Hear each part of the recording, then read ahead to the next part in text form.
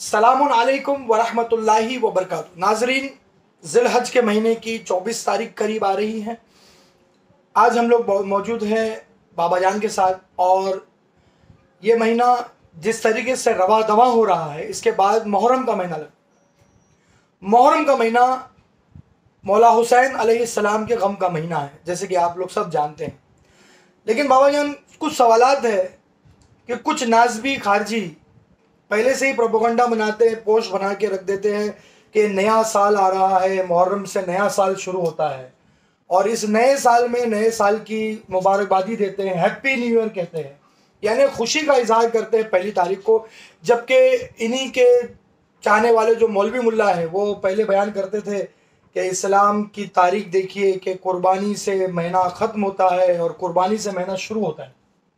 लेकिन बात समझ में नहीं आती कि लोग हैप्पी न्यू ईयर के मैसेजेस क्यों डालते हैं, और ख़ास करके व्हाट्सअप और फेसबुक पर हैप्पी न्यू ईयर के मैसेज जाते हैं। तो उन लोगों को क्या पैगाम देना चाहते हैं सरकार आप, जो आने वाले महीने मुहर्रम के लिए हैप्पी न्यू ईयर बोलते हैं?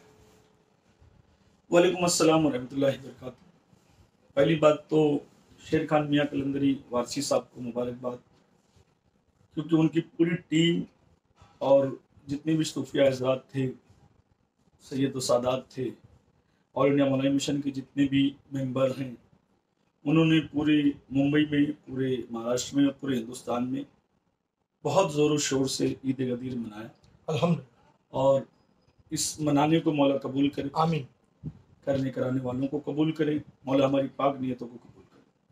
जब जश्न का माहौल होता है तो जश्न मनाना चाहिए, क्योंकि गदीर जो है वो असल में हर मोमिन के लिए वो ईद है जिससे नाज़बी और खारजियों का कलेजा बढ़ जाता है। तो ये तो बेशक मनाना ही चाहिए। गदीर के बाद फिर ऐसे अयाम भी आएंगे। सरकार मीसन तम्मार की शहादत है, एक आशिक़ मौला अली अलैहि सलाम की शहादत। उसके बाद फिर मुबाइले का दिन आएगा 24 ज़िलहज, और नबी करीम सल्लल्लाहु अलैहि वसल्लम को वो लोगों ने तस्लीम कर लिया जो कलमा गो नहीं थे, सिर्फ चेहरों को देखकर, है ना। अब उसके बाद फिर जो मुहर्रम का महीना शुरू होगा, तो याद रखो कि जिस महीने को अल्लाह के नबी ने अपनी आंखों से रो रो कर समझा भी हो, समझाया। अहले बैत अलैहिस्सलाम के घर वालों ने जिस महीने की चांद को देख कर रोना शुरू कर दिया। इमाम जाफर सादिक अलैहिस्सलाम फरमाते हैं कि हमारे घरों से मुहर्रम की मालूमात लोगों को इस तरीके से मिल जाती थी, क्योंकि हमारे घरों से रोने की सदाएं शुरू हो जाती। अल्लाह, लोगों को पता चल जाता था कि आज मुहर्रम का चांद है। इमाम मूसा काज़िम अलैहिस्सलाम इमाम बारगाह सजा लेते। इमाम मोहम्मद बाकर अलैहिस्सलाम जब मुहर्रम का चांद आने वाला होता था, तो आपके घर से जो सदाएं सिसकियां आती थी, मोहल्ले वालों को पता चल जाता था कि मुहर्रम का चांद करीब आ गया। अब हमसे बेहतर वो जानते हैं कि ये साल हैप्पी न्यू ईयर है कि ये गम का साल। और खुदा की कसम, नबी ने फरमाया कि मुझको मेरी आल में तलाश करना, सुभान अल्लाह, और मेरी आल ही कस्ती निजात है। बेशक। तो जो नबी की औलादों ने किया, मैं वही करूँगा, और तमाम मोमिनीन वही करें। अगर आपको ये लगता है कि मुहर्रम का चांद देखकर इमाम हुसैन की औलादों ने लोगों को हैप्पी न्यू ईयर कहा होगा, गरीब नवाज ने हैप्पी न्यू ईयर कहा होगा, गौसे पाक ने कहा होगा, औलिया अल्लाह ने कहा होगा, रसूल की औलादों ने कहा होगा, तो आप बेशक कहें। और अगर नहीं कहा है, वो लोगों ने मुहर्रम के चांद को देखकर रोना शुरू कर दिया है, गमे हुसैन मनाना शुरू कर दिया है, और फिर आप कह रहे हो, तो इसका मतलब कि वो यजीदी टोलों का काम है, नाज़बियों का, खारजियों का काम है कि मुहर्रम के गमज़दा महीने को देखकर भी खुशी मनाएं। वो यजीदियों ने किया हो। अगर ये जो ऐसा करता है, हैप्पी न्यू ईयर के मैसेज डालता है व्हाट्सएप पे, फेसबुक पे, लोगों को हैप्पी न्यू ईयर कहता है, यकीनन वो यजीदी है, वो नाज़बी है, वो खारजी है। बेशक।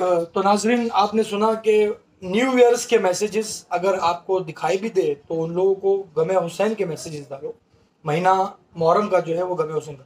बाबा जान, देखा गया है कि इस महीने में, मुहर्रम के महीने में ताज़ियादारी होती है, अलमदारी होती है, लेकिन कुछ नाज़बी किस्म के, खारजी किस्म के मुल्ला मौलवी जो है वो लोग ताज़ादारी को ये कहते हैं कि वो शियाओं ने किया है और शियाओं का है, वो तैमूर लंग पता नहीं किसी किसी बातें जो है सोसाइटी में लेकर आते हैं और बोले वाले लोगों को जो है वो गुमराह करते हैं। ऐसे मौलवी मुल्ला के लिए क्या पैगाम है जो ताज़ियादारी को हराम कहते हैं, अलमदारी को हराम कहते हैं, माज़ल्लाह रब्बिल आलमीन? आखिर ऐसे लोगों को क्या जवाब दिया?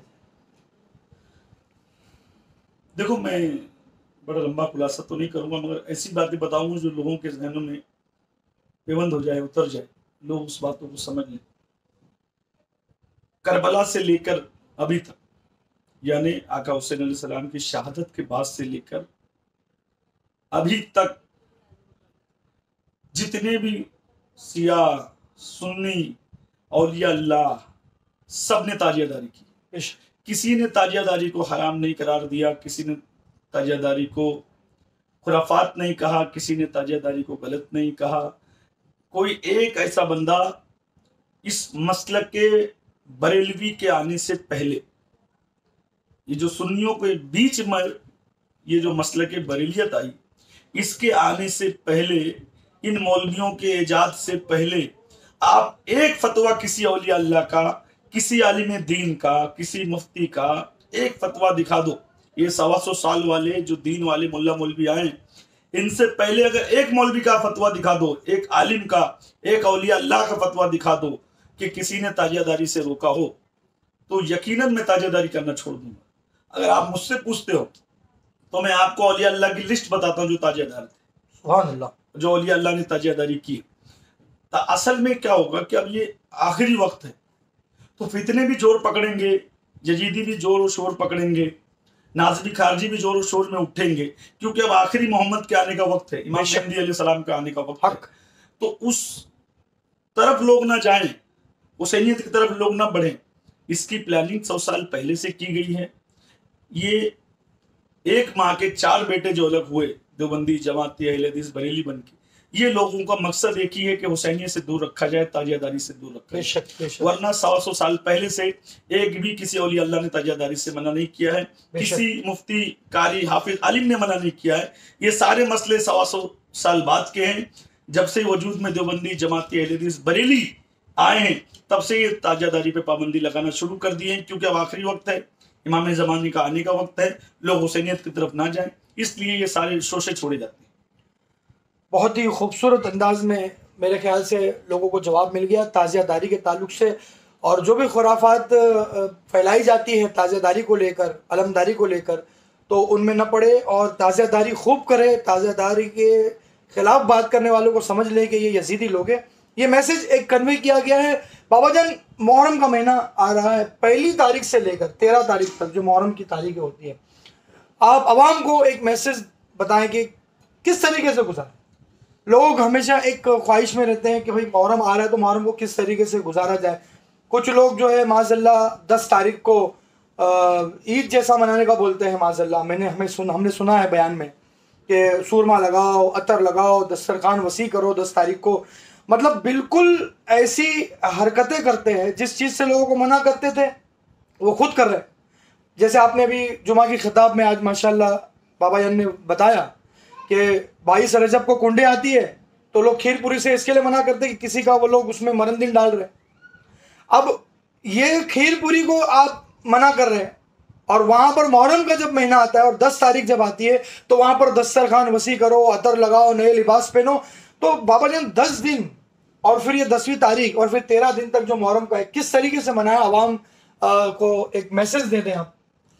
पहली बात तो 10 मुहर्रम के दिन जो नए कपड़े पहन रहे हैं, नए जूते, नया दस्तरखान, घर में राशन भर रहे हैं, सज धज के बाहर निकलते हैं, अपने दस्तरखान को वसी करते हैं, वो कान खोलकर मेरी इस बात को सुन लें, जहाँ तक ये वीडियो पहुँचे, जहाँ तक ये पैगाम जाए। जब आका हुसैन अलैहिस्सलाम की शहादत हो गई, सारे करबला वाले शहीद हो गए, यजीदी टोला जब इनको लेकर यजीद के दरबार में पहुंच रहा था और जो बीबियां थीं बंदी हुई थी, इमाम जैनुल आबिदीन अलैहिस्सलाम बीमार थे, आप भी जकड़े हुए थे, तो एक शाम के दरबार में, दमिश्क के दरबार में, जहाँ जहाँ ये लोग रुके वहाँ पर घरों को सजवाया गया, महफिलें सजवाई गई, मोहल्लों को सजाया गया, लोगों को यजीद ने बाकायदा हुक्म दिया था नए कपड़े पहनो, दस्तरखान पे नए नए खाने बनाओ, पकवान बनाओ, अपने घरों में खजाने खोल दिए गए थे कि राशन भर लो, इसलिए कि इस्लाम के बागी कत्ल हो गए, इस्लाम के दुश्मन कत्ल हो गए, आज खलीफा की जीत हो गई। इसलिए ये रवाज आज तक अगर जो कायम है तो यजीदियों में कायम है, क्योंकि ये यजीद का कॉल था, नए कपड़े पहनना, घरों को सजाना, दस्तरखान सजाना, घरों में राशन भरना। इस नियत से उसने करवाया था कि इस्लाम के दुश्मन आज कत्ल हो गए, इस्लाम के बागी आज कत्ल हो गए, रसूल के बच्चों को बागी और इस्लाम का दुश्मन कह के कत्ल करवाया था। तो जो इस पर अमल करता है, वो यजीद के इस कॉल पे अमल करता है, वो दुनिया में भी यजीदी, आखिरत में भी यजीदी, और अल्हम्दुलिल्लाह उसका ठिकाना यजीद के साथ में ही होगा। इंशाअल्लाह उसका ठिकाना यजीद के साथ होगा। तो आप लोगों ने ये मैसेज देख लिया, सुन लिया, मुहर्रम कैसे गुजारे। तो अभी फिर से मेरा वही सवाल है बाबा जान, 1 तारीख से 13 तारीख तक क्या करें?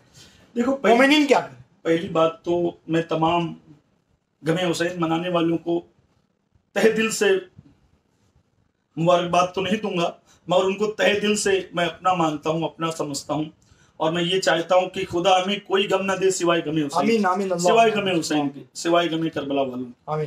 पूरी दुनिया में जो करबला का गम रख रहे हैं अपने सीनों में, खुदा की कसम वही तो मोमिन है, बेशक वही तो जन्नती हैं, बेशक वही तो वफादार हैं। क्योंकि आका हुसैन जब आखिरी वक्त शहादत में थे तो आपने सदा दी, और वो सदा तमाम मोमिनों के लिए थी कि देखो मैंने अपने अहले वाल को सच्चे और हक दीन के लिए कुर्बान कर दिया। ये मैसेज क़यामत तक आपको जारी रखना है, ये बंद नहीं होने देना है।